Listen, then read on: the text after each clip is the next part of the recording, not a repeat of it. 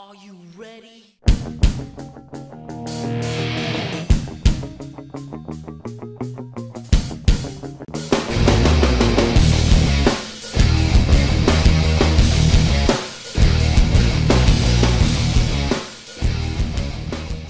Just a quick reminder that this is only part 2 of a multiple part video.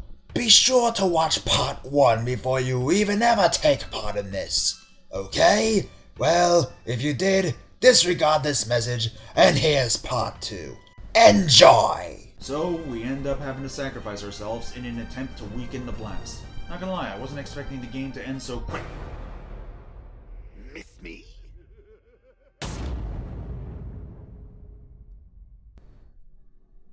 What? Oh, a flashback. Maybe it'll help make sense. Miss me already, Bats? Oh, it's you. Nope, still confused. Okay, so basically they claim to have managed to track down all the infected Joker blood, but they managed to miss a few, which resulted in 5 people slowly turning into Joker due to a form of rare blood mutation illness. But one of them is apparently immune, being Henry Adams, the school principal, and is being studied to try and make a cure to keep them from becoming full-fledged Jokers.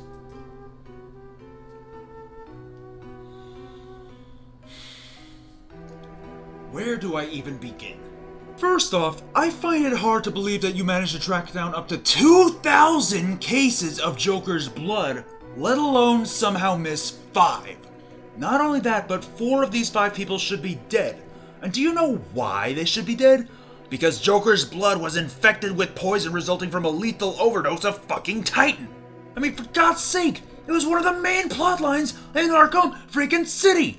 How the hell was this shit overlooked so easily? In fact, if this condition is so rare, how the flying fuck are these 5 people all afflicted with the same damn problem? You can't just claim it's rare, and yet these people, all with Joker's blood in them, have the exact rare fucking condition! I need a moment. I just need a moment. Okay. I'm good. And yes, Batman has the great Kevin Conroy, and Joker's got the perfect Mark Hamill. Just in time before becoming a self-exiled broken man. No, but that'd be pretty cool. And yeah, if it wasn't obvious, Batman is apparently also slowly turning into Joker, although thanks to his peak mental training, it has been much slower than the others. In fact, the only reason he shows up in Batman's head now is because of the amplified fear gas he was exposed to. And yes, he's with us for pretty much the rest of the game, taunting us, messing with any visual bits in Gotham, and even fucks with our talk with Alfred, as well as other people. By the way, what's especially interesting is that Mark Hamill had originally stated after City's release that he wasn't doing the voice role again for Joker anytime soon, let alone at all. I can only wonder what exactly prompted him to come back to this role, because I didn't find any explanation online as to why he brought it back for this game. We end up telling Jim because Batman must really hate himself. He even goes as far as to let Gordon know she works for him, which, instead of giving him any hope that she'll be okay, angers him to the point that he refuses any help from us. Yeah, good thinking, Batman. I mean, granted, Joker planted the idea in his head and then mocked you for doing so, but still. Oh, hey Zaz, I guess you're not important enough to go after anymore. Riddle me this. Why would a Batman... Oh, for fuck's sake, I don't have time for your shit, Riddler! Oh, you got Catwoman. Okay, maybe I do have time for you this time. Yeah, there are, of course, Riddler trophies and such to get, as well as riddles to solve that unlock some stories, crooks with bombs in their head that we gotta disable from far away through electricity of some sort, for some reason. Breakable objects, all unlocking concept art and such. And Riddler henchmen also are not like with Origins, and can even counter your attempts at scare tactics. So you gotta be prepared for that stuff, you know.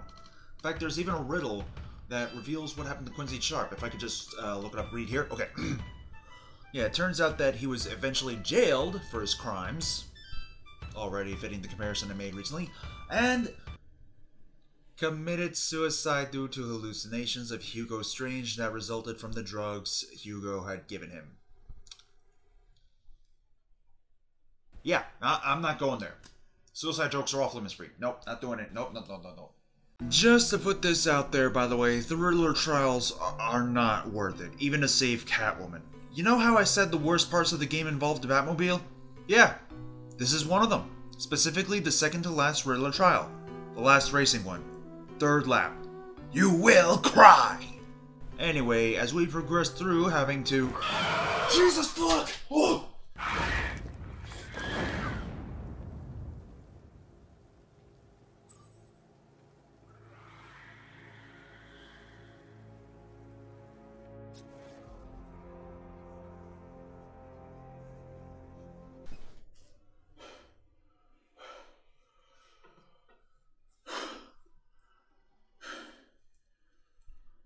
That shit always gets me. So, after a bunch of dead ends and side missions starts, including intimidation by squeezing down a guy's head with the Batmobile, sheesh! We find out we gotta find this guy called Simon Stagg, a pharmaceutical businessman who, as it turns out, helped Scarecrow make something called the Cloudburst, which was made as the real means to disperse the fear gas. Man, I always knew Big Pharma sucks balls, but this is messed up. Of course, we don't get to stop Scarecrow because Joker fucked with us and actually gets to take over for a bit. This doesn't feel good at all. And neither does the fact that Scarecrow gets Oracle to kill herself. Wait, what?! You will bring death to all who follow you. Yeah, I hate to be that guy, but Joker clearly pushed a gun towards her. There's no blood, no brain matter, no hole in the head or anything like that. She's clearly not dead. This was just fear toxin again. Anyway, oh god. Batman does have a realization that Ivy has an immunity to the fear toxin and goes to pick her up to get her help. Surprisingly, she goes along with it. You mention plants being in danger and the tree hugger here will listen. Wasn't that a bit sexist? She's an eco-terrorist. It had nothing to do with sex or gender. Fair enough. And in comes the second thing that hurts the Batmobile's rep in this game. Cobra tanks.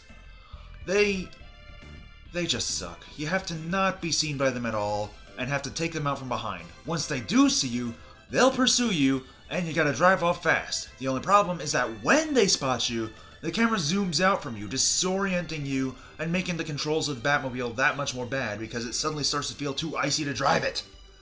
That wasn't the best word to describe it, but I didn't know a better one. I feel like they did the zoom out thing as to add a sort of challenge, but this isn't a challenge. It's just the game devs tacking on an insult to the eventual fucking injury. So we get Ivy to a giant plant that we sprung up and helped mature through sonar, because of course that's the thing that can happen, so we can manage to use it to create spores so the fear gas doesn't work or something. In the meantime, it turns out Harley Quinn managed to hijack the studios because she wants a Joker orgy. Oh, like you weren't thinking of that as her plan. Wait, you weren't? Huh. I guess I have some kinks I need to work out. Anyway, so I get... Wait. Freeze's mission already? I'm pretty sure that's supposed to unlock much later in the game. What is this, because I'm doing this on easy mode? And why are you doing this on easy mode? Because it's less stressful. Probably. Well, I guess this is a good spot to discuss why the Freeze mission is important, at least in my opinion. As if this video weren't long enough already. Hush. Basically, the militia has kidnapped Nora, and Freeze is trying to get her back, but is too busy trying to keep his machinery stable, as it's in danger of dying and all his research for the cure for Nora relies on those contraptions. Batman goes to try and save her, and she actually ends up waking up from her Cairo sleep coma. She ends up stating that she's been aware of everything going around her, including Freeze's transformation. That's to be expected, as she was basically in a coma, as I said. Upon finding out about this, Freeze tries to state that he's close to a cure, but Nora doesn't want to see him suffer or for herself to go through it any longer. Of course, the militia attack Freeze and there are too many for Batman to take out, leaving Freeze to do what he had hoped he'd never have to do. Sacrifice all his work by blowing it up. Actually, I don't think he's ever thought about having to do that. As a result, Freeze and Nora then head out to sea to spend their final moments together and to likely not be seen again. This is admittedly a harsh but perfect ending to Freeze's struggles. He has tried so hard to cure his wife because he was unable to let her die. He loved her more than anything else in the world, and to have all his work go to waste as he's forced to watch a woman he promised to be with die is so freaking sad. Though it also teaches a lesson of sorts. It teaches a bit about the 5 stages of grief. Granted, most of the time with Freeze was bargaining, but this is more about the 5th stage that tends to be the hardest of them all at times. Accepting the situation. In life, there are things that we cannot stop, that are out of our control, and we're powerless to do anything but accept it. It's rough, but realistic, and it's probably why I find Mr. Freeze to be a villain that I somewhat sympathize with. He tried to play God, and it didn't work. No matter how hard he fought to save his wife, he was forced to accept her inevitable death, and that's okay. It's okay to be sad about stuff like this, because it's what makes us human, and probably what's most important in life, to know that it's okay to feel. And furthermore, Just end this already, they get the message! yeah, I didn't know how to end it, so I thank you, but I think you also ruined the mood of this. Anyway, we end up going to have to go back to studios, so... I got it! Oh my god, Fester! You know what? Fine. I'm gonna take care of it.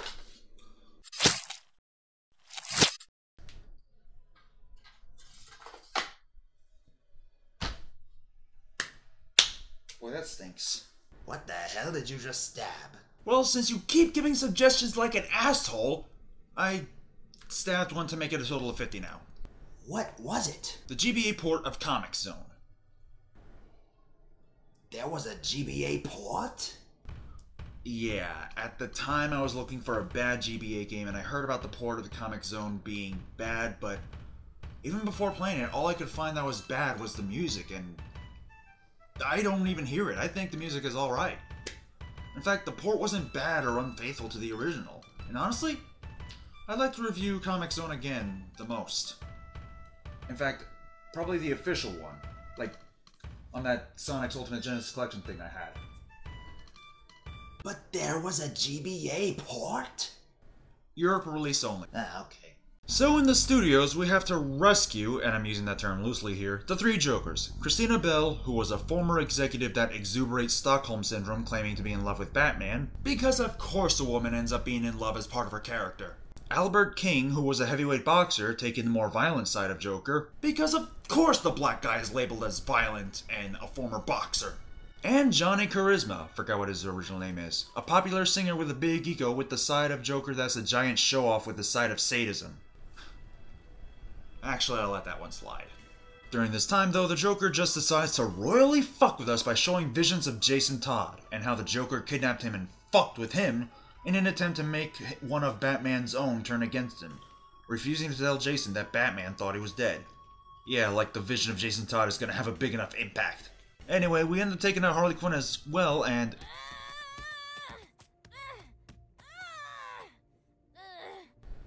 Tara, please marry me. And I thought I was the creeper. Oh, come on, like you don't find this fucking adorable. Alright, it's adorable. Still weird of you to say that. She is my WCW, damn it! The wrestling? No. However, upon returning the third person, we find out that the other two were killed. And it was revealed that Henry was fully turned into Joker a long time prior to all of this. Having hijacked the computer and killed the third mutated Joker, Henry then is ready to kill Batman and Robin. Ugh, don't we all wish that? Oh, and he also does teacher puns, because of course he does. Holy shit! I'm sorry, what the hell happened? Oh. So, Henry saw that Batman was infected and felt like he wasn't needed to be the Joker, believing Batman is going to turn. Yikes. Of course, Batman is then locked up, with Robin going off to stop Scarecrow. However, Joker's not done fucking with us, as he decides to somehow let us out, somehow, and shows what he did to Jason Todd at the end. Yeah, were you expecting maybe the Last Supper? This is apparently done by Joker to show that if he doesn't stop Scarecrow himself, he'll lose Robin. Again. After locking Robin up and realizing there's no cure, fuck! We end up going back to get Ivy to bring her to GCPD since it's getting really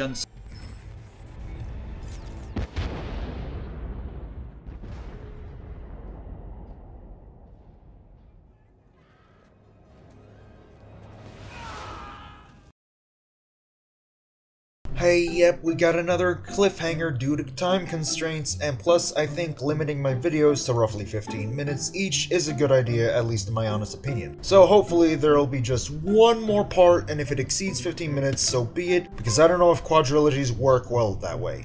Anyway, thank you guys so much for watching, and if you didn't see part 1, what are you doing? Click the end card up there, or check the description, depending on where you are. And you can also click the like button if you want to show your support, as it really does help me out. You can even subscribe for more. Make sure to click the bell to stay notified, check out my social medias, and please remember to stay awesome. Now, if you'll excuse me, I gotta go nurse this stuffy nose. It's been bugging me. Bye-bye!